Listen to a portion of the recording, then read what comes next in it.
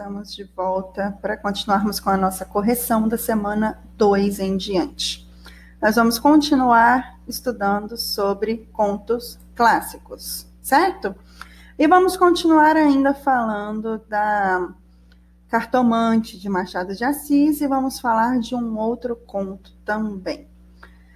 A atividade 1 pede para que a gente clique nesse link aqui para ler o conto na íntegra. Esse conto, gente, é bem grande e nós não vamos lê-lo agora durante a aula. Mas como eu pedi na aula anterior, leiam na íntegra. Se você ainda não leu, pausa o vídeo. Vamos lá? Não pausou, né? Pausem o vídeo e vão lá, vá nesse link específico aqui, leia todo o conto, porque dessa leitura depende a resolução das nossas próximas atividades, ok? Então, leiam direitinho e voltem aqui no vídeo para a gente continuar a nossa correção, certo? Ok, então. Atividade 2.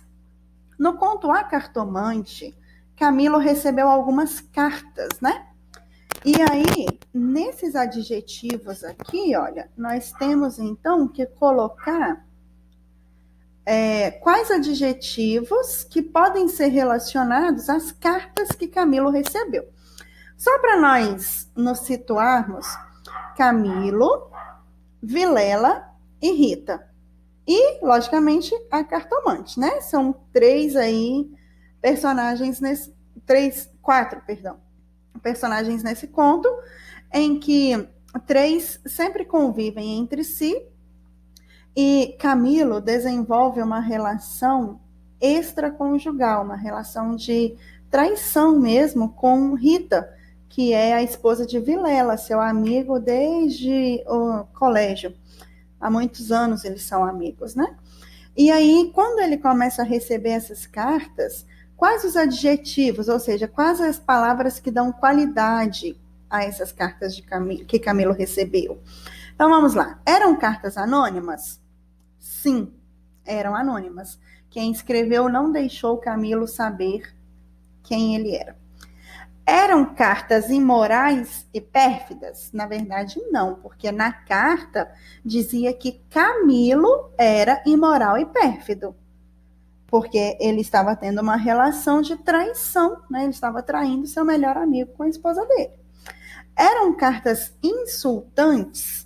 O teor da carta insultava Camilo? Sim, dizia que ele era imoral e pérfido, apesar de ser uma realidade, ele estava mesmo sendo imoral, mas esses são insultos, né? Se alguém vem até nós e nos diz que nós somos pessoas imorais e pérfidas, ele estaria nos insultando. É uma carta ofensiva? Ofende a Camilo? Sim. Eram cartas agressivas? Não. Diziam a verdade, não estava agredindo, por assim dizer. Eram cartas caluniosas? Não, porque calúnia é uma mentira com o objetivo de difamar a pessoa. Então não era, estava dizendo a verdade, né?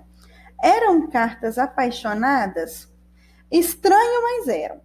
O conto diz pra gente em algum momento que Camilo recebia cartas anônimas e apaixonadas. Então, sim, eram cartas apaixonadas.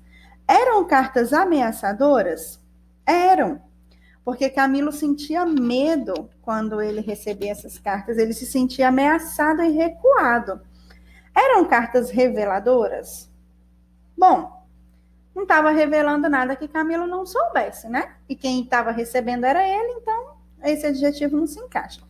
Era mentirosa? Bom, assim como ela não caluniava Camilo, ela também não mentia, ela só dizia o que Camilo de fato estava fazendo, então não era mentirosa. E era uma carta carinhosa?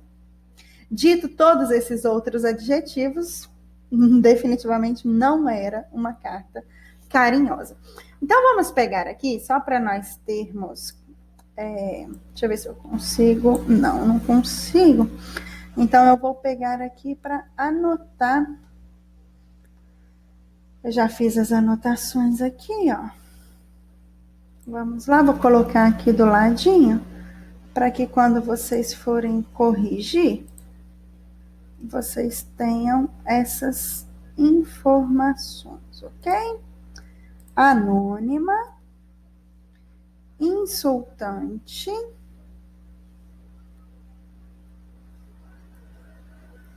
ofensiva, apaixonadas, ameaçadoras. Ameaçadoras era a última. Isso, vamos colocar agora numa corzinha diferente para destacar nossa resposta. Pronto. Simples e fácil, né, meninos? Número 3. Vamos ler esse texto aqui para conseguirmos responder. Ó. Faltava-lhe tanto a ação do tempo como os óculos de cristal que a natureza põe no berço de alguns para adiantar os anos. Nem experiência, nem intuição. Isso aqui era uma parte do conto que está se referindo a Camilo. E aí a pergunta é, que sentido a locução adjetiva de cristal atribui a óculos? Meninos, duas coisas. Locução adjetiva é quando você tem uma junção de duas palavras para dar um adjetivo. Então, de cristal é a locução adjetiva referente a óculos, óculos de cristal. Segunda observação, óculos é uma palavra no plural, tá bom? Então, ó, os óculos. Por quê? Não são duas lentes, é tido como um par de óculos. Então, é sempre no plural, certo? Então, eu não uso um óculos, eu uso dois óculos. Estranho, mas é assim que é tido, né? Então, ok, qual é o sentido dessa locução adjetiva de cristal? Óculos de cristal. Pensa aí num objeto de cristal, gente. Geralmente é algo transparente, brilhoso, límpido, bonito, caro. Então, óculos de cristal, como na outra eu também já coloquei aqui, ó. O material do qual os óculos são feitos e um sentido conotativo de transparência, de visão cristalina, límpida. Então, esse é o sentido. É um material que o óculos foi feito com ele, se esse óculos existisse, né?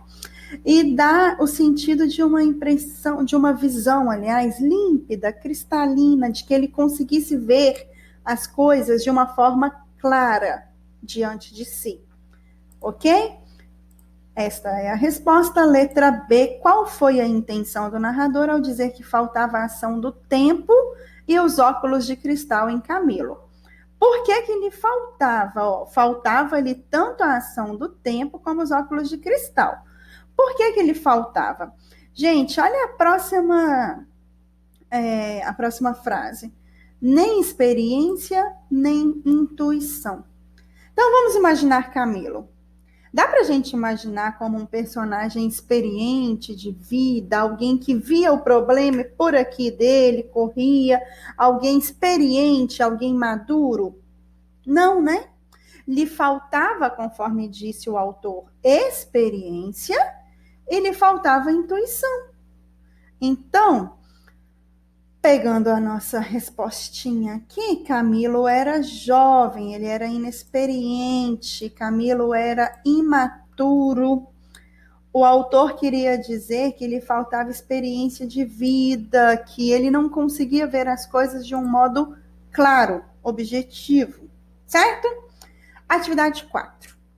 Camilo não acreditava na cartomante no início do conto e depois ele acaba caindo na sua própria armadilha.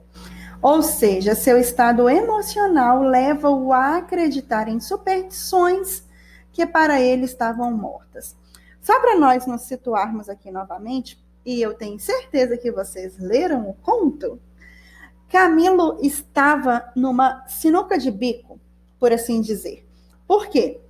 Ele estava, né, tendo um caso ali com a esposa do seu amigo. E aí, Camilo começou a evitar o amigo. Eu estava com medo dele, né? Medo de que ele descobrisse, de que ele ao menos desconfiasse do seu caso amoroso ali com a sua esposa. E aí ele começou a não ir mais na casa do amigo e eram visitas regulares. Camilo sempre ia à casa de Vilela. deixou de ir. Simplesmente parou e já fazia meses que Camilo não chegava até a casa de Vilela. E aí, de repente, ele recebe uma carta de Vilela, pedindo que ele fosse lá e se apressasse, que ele fosse logo. Aí ele ficou com medo, né? Aí ele começou a desconfiar. Só que nesse meio tempo, teve um acidente lá, ele precisava ir de carroça, e teve um acidente no meio do caminho, ficou bloqueada a rua. Por ironia do destino, essa rua ficou bloqueada quando Camilo estava com sua carroça parada bem em frente à casa da cartomante. E aí Camilo ficou naquela dúvida, né? Vou lá, não vou, não vou, foi. Então ele próprio caiu na sua armadilha. Ele estava tão aflito, tão desesperado naquele momento, que ele falou, eu vou lá para ver o que ela tem para me dizer. Vai que a cartomante tivesse um indício do que seria o futuro de Camilo, por assim dizer, né? E aí, olha só o que os trechos abaixo aqui nos contam. Ó, leia os trechos abaixo. Ironia do destino era a ideia de ouvir a cartomante que lhe passava ao longe, muito longe, com vastas asas cinzentas. Camilo achou-se diante de um longo véu opaco. Então, o que essa questão quer dizer? Já dá para a gente imaginar que vai usar essas expressões que estão aqui destacadas, né? Então, letra A. As expressões destacadas são empregadas no sentido denotativo ou conotativo. Relembrando, meninos, denotativo é o que é literal. Algo literal, algo denotativo é a função daquilo. Exemplo, celular. Esse é algo denotativo, certo? Agora, conotativo é algo que quer dar a entender, que quer...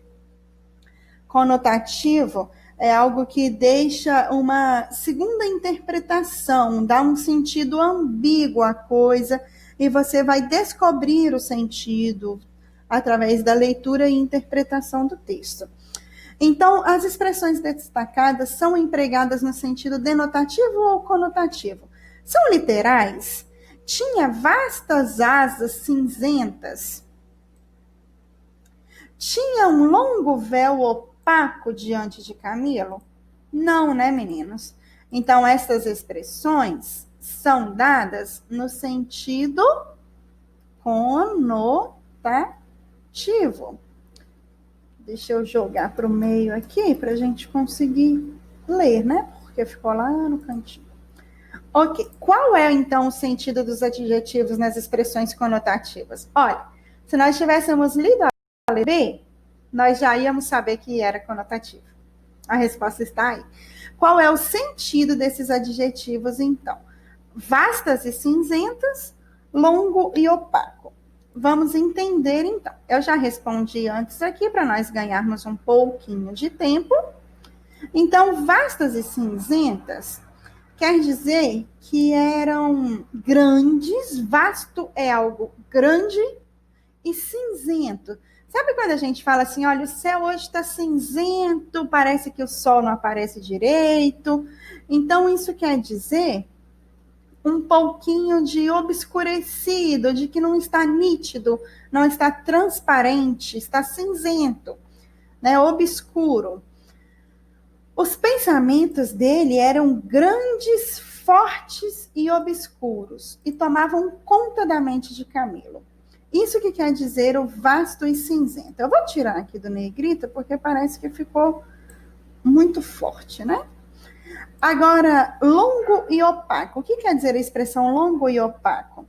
Quer dizer grande e que atrapalhava a visão de Camilo. Opaco é algo que não te deixa ver direito, ver adiante.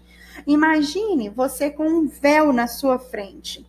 Dá para ver, mas não se vê tão perfeito quanto se você estivesse com a visão limpa, sem nada na frente. Então, quer dizer que bloqueava a visão de Camilo, que não o deixava enxergar os acontecimentos com a clareza que precisava. Tamanha era a emoção, o medo, enfim, né? A bagunça de sentimentos dentro de Camilo, que ele tinha como que um longo e opaco véu que lhe tampava a visão. A letra C pede para reescrever os trechos, substituindo as expressões conotativas por expressões denotativas. Então, vamos tentar aqui. Letra C. Vamos voltar aqui. Quando diz vastas asas cinzentas, nós podemos substituir por...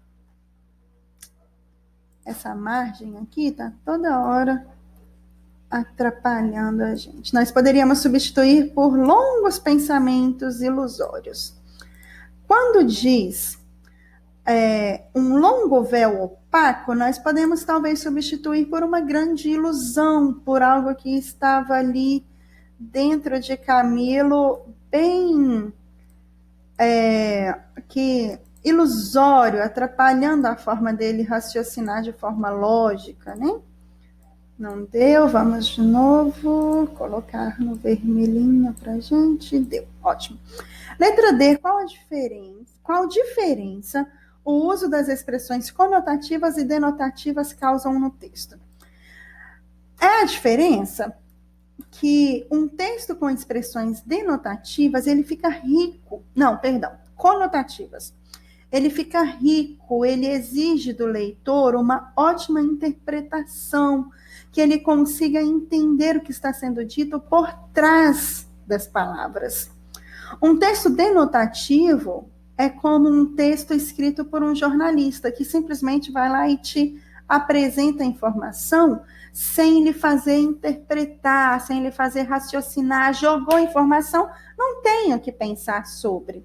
Agora, um texto com expressões conotativas faz o texto ficar bonito, rico, ter um charme a mais. E é isso que o texto literário nos apresenta. Então, vamos colocar isso em palavras?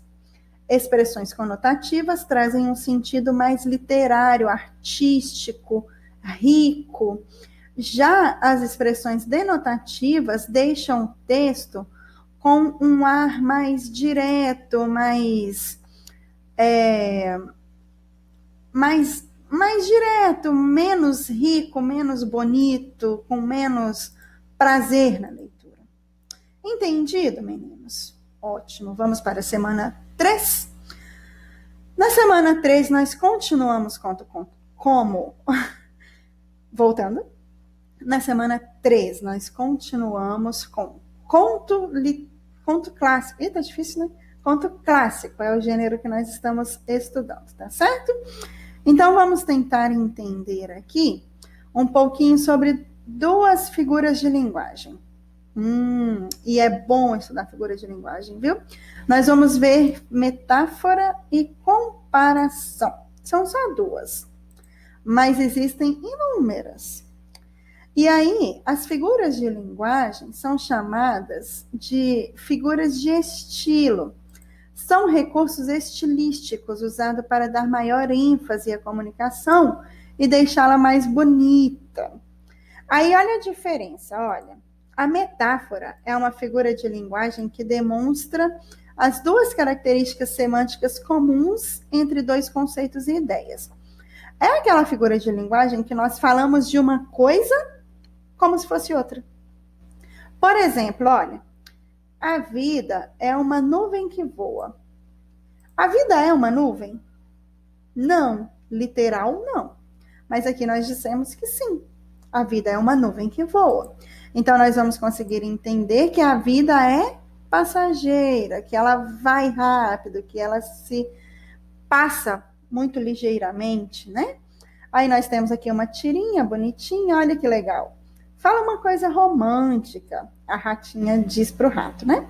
Aí o rato diz assim: meu amor é uma caravana de rosas vagando num deserto inefável de paixão. Nossa, que chique. Aí a ratinha: uau, agora traduz. Aí o ratinho: ai, você está querendo demais, né? Então ele usou uma metáfora, ele disse que o amor dele é uma caravana de rosas vagando num deserto, mas ele não soube explicar. Agora, falando sobre a comparação, meninos. A comparação é muito parecido com a metáfora, porém, ela usa a palavrinha como. Essa é a diferença. Sempre que você ler na frase como, pode já saber que é uma comparação. Está dizendo que uma coisa é como a outra, mas não que ela é a outra. Então, essa é a diferença de metáfora. Para a gente conseguir entender, nada melhor do que praticar. Então, vamos lá? Ó, acorda, Armando. Você não sabe que o amor é como uma flor? Se não for regada e bem cuidada, ela murcha e morre. Aí o Armando não entendeu nada, né? Hã? Aí a menina fala para ele: o amor é como, olha a palavrinha aí, olha o conectivo como aqui, ó. O amor é como o motor do carro, Armando. Se não trocar o óleo e não cuidar da mecânica, uma hora ele não funciona mais. Aí Armando, entendeu? Então, o uso da comparação por meio do conectivo como. Sempre que nós vermos a palavrinha como, nós estamos falando de metáfora ou de comparação? Joinha, comparação. Ok. Vamos para a atividade 1.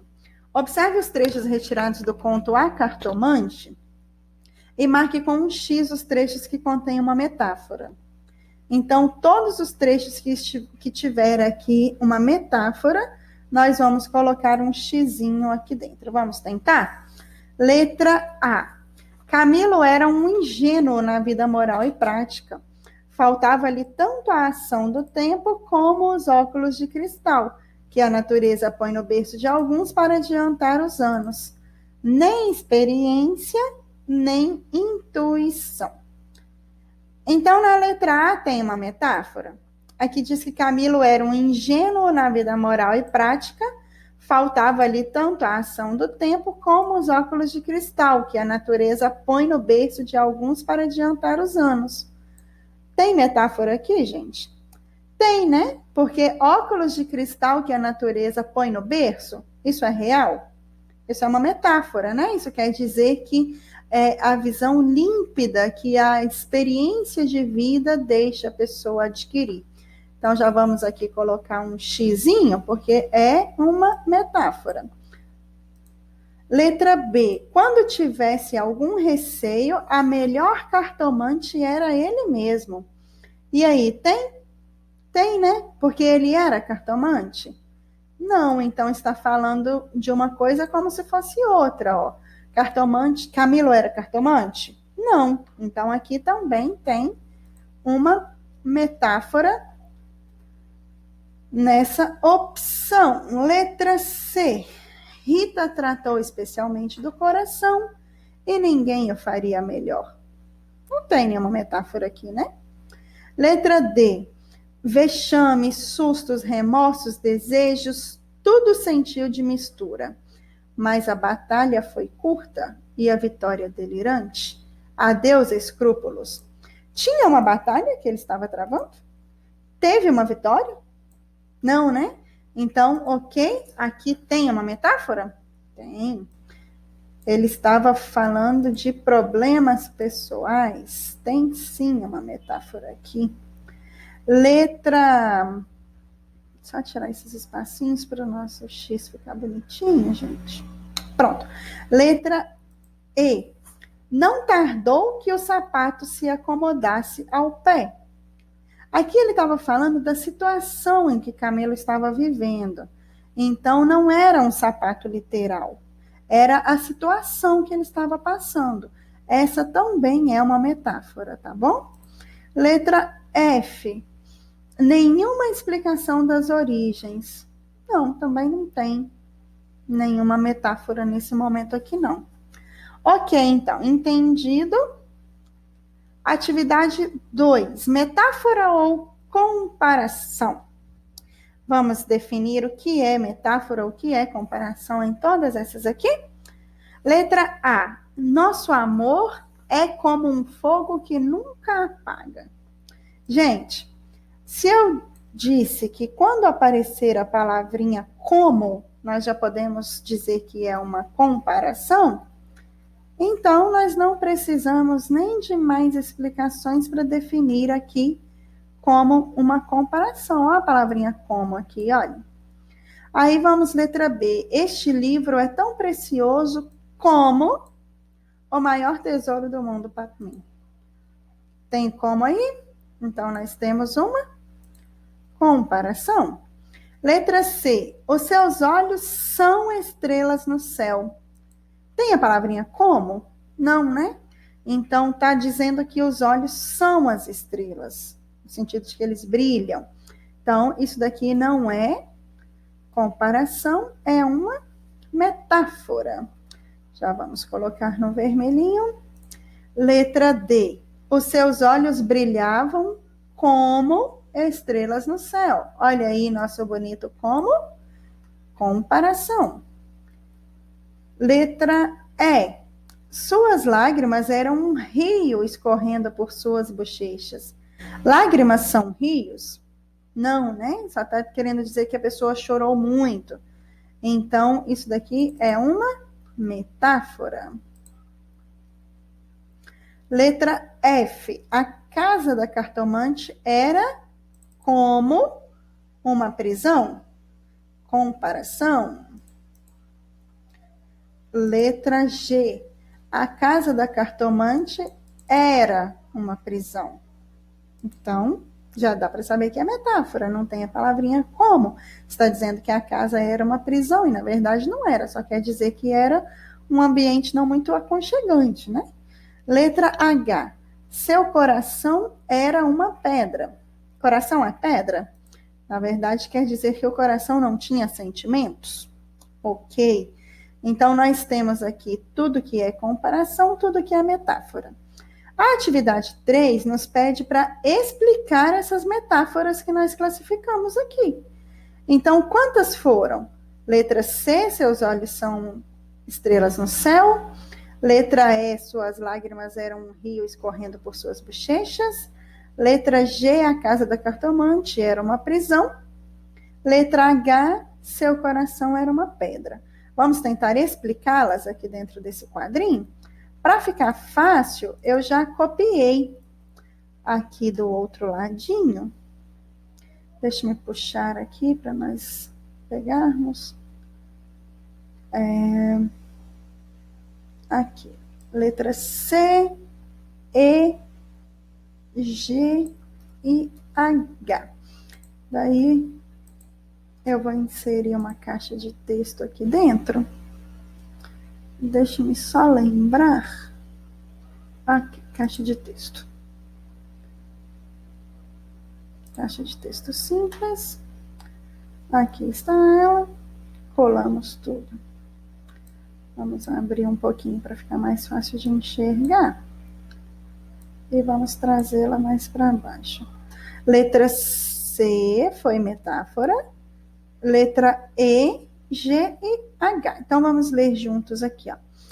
A letra C indica que os olhos brilham muito e que é prazeroso olhar para eles, assim como uma noite estrelada.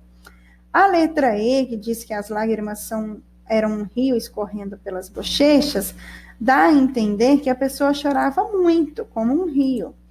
A letra G, que a casa da cartomante era uma prisão, dá a entender que a casa dela prendia as pessoas que iam ali e que não tinha nenhum encanto, que era feia, não tinha um ar aconchegante, né? Próprios, característicos de um lar. A letra H diz que o coração é uma pedra no sentido de não ter sentimento, de ser duro, de não ter sentimentos no coração da pessoa. Certinho? Bora para a semana 4, que a semana 4 tá pequenininha, já dá pra gente fazer agora nesse vídeo também. Vai ser fácil. Pede para que nós leiamos esse conto, ó, Entre a Espada e a Rosa. Aqui está o link para que você leia o conto. Nós não vamos ler aqui, porque é um conto grande, então nós vamos fazer o mesmo esqueminha. Dá um pause no vídeo. Voltou? Leu? Não leu, né? Pausa aí, por favor. Vá lá no link disponibilizado para ler o conto Entre a Espada e a Rosa, de Marina Colasanti. Atividade 2. Os trechos que estão aqui destacados, olha só, a couraça falava mais que o nome. E parecia natural, como o fluir dos dias, que suas vidas transcorressem juntas. Letra A. Procure o significado da palavra couraça. Nós estamos aqui trabalhando com o significado de um dicionário, tá, gente? Então, eu peguei aqui, ó, que couraça significa uma armadura que reveste o dorso e o peito. Vamos colocar aqui. Armadura que reveste o dorso, ou seja, todo o abdômen de um guerreiro.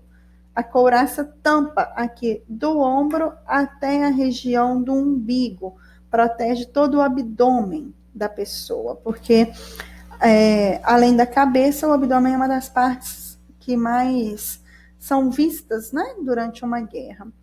Letras B.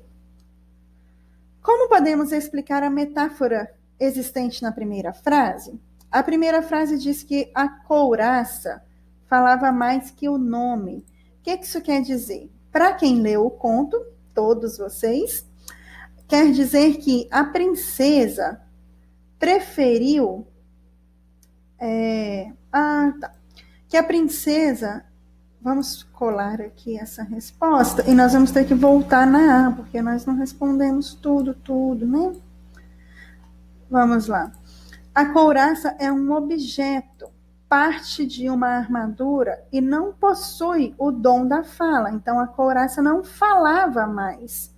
Na verdade, a couraça, ou seja, a representatividade, né, o que ela representava, que era a coragem da princesa, mostrava muito mais sobre quem era a princesa do que o próprio título de princesa que ela carregava, né?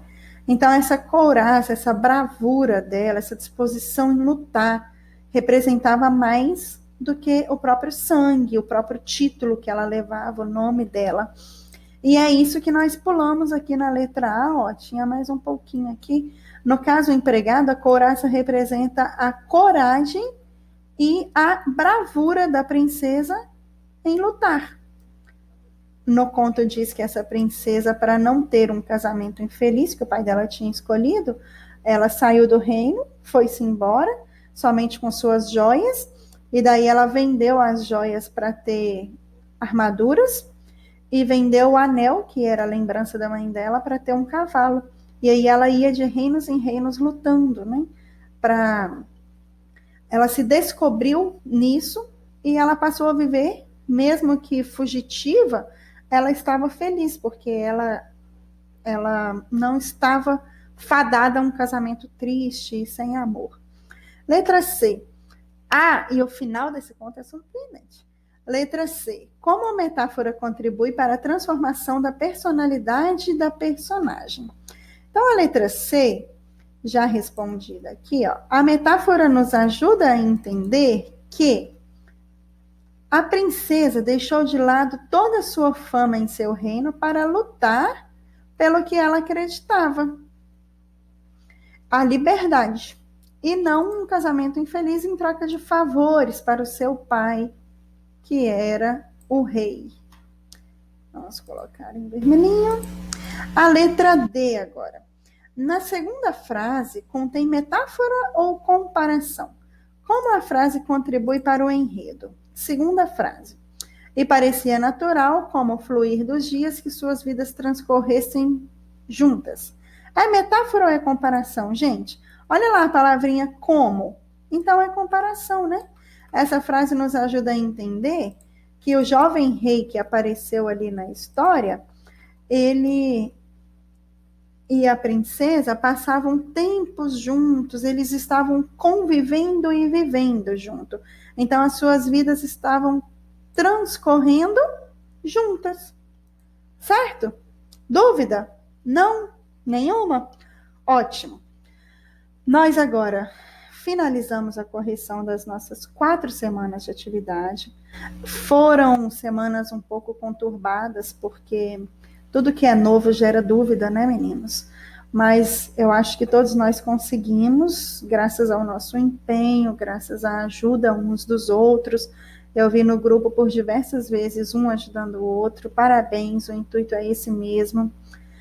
Se foi difícil para você, pense que foi difícil para todos, porque nenhum de nós vivemos uma situação assim, né? Nenhum de nós tivemos até hoje a experiência de falar que vivemos uma pandemia desse nível, dessa proporção que as coisas estão tomando. Mas isso nos ajudou, tem ajudado, porque não acabou e não está perto de acabar, infelizmente, tem nos ajudado a descobrir coisas novas, como, por exemplo, honestamente, eu não conhecia essa ferramenta que eu estou gravando aula para vocês agora. E eu posso dizer a partir de agora que conheço, e se em algum momento eu precisar usá-la novamente, eu vou saber usar. E vocês, em algum momento, vão também se beneficiar de tudo que está acontecendo com novos conhecimentos. Vocês sabem estudar em casa agora. Muitos que, ao sair do ensino fundamental e do ensino médio, vão cursar uma faculdade, há grandes chances de vocês estudarem à distância. E onde é que vocês estão aprendendo isso? Agora. Sem contar a solidariedade que tem ficado evidente em muitos casos, né? Pessoas que têm ajudado idosos, pessoas do grupo de risco que não podem sair de casa. Então, sempre há uma lição a aprender, sempre há algo novo a se aprender, independente do quão difícil esteja a situação, né, gente? E aí, fica o incentivo, não deixem de estudar, não desistam do ano. Nós estamos no conforto da nossa casa, nós temos a proteção da nossa família, na sua grande maioria tem, nós temos acesso à internet e nós temos os meios para estudar, não é verdade? Então, aproveitem tudo que está sendo disponibilizado para vocês, vá além, vá adiante, estudem mais, estudem, que nunca será perdido o que vocês aprenderem. Conhecimento é a única coisa que nós temos e que ninguém tira. E vocês têm a grande oportunidade, digamos assim, de que vocês só têm que estudar. Quantos e quantos adultos têm que estudar e trabalhar para viver? Vocês só têm que estudar. Na sua grande maioria, a única obrigação, por assim dizer, oficial de vocês, até atingirem a maioridade, isso é garantido por lei, tudo bem que não acontece em muitos casos, né? Muitos começam a trabalhar antes, mas vocês, a única obrigação que têm perante a lei, perante o Estado atualmente, é estudar. Estudem, meninos, estudem. Vocês nunca se arrependerão de aprender, tá bom? No mais, se houver dúvidas, eu estarei à disposição no chat de vocês, no grupo de vocês, no privado. Deem preferência ao grupo, meu celular agradece. Mas se precisarem, se quiserem, pode chamar no privado, eu vou ter imenso prazer em atendê-los, tá bom? Nos vemos em breve para mais vídeos da correção das próximas semanas que virão aí. Um grande abraço, fiquem com Deus, fiquem em casa e até!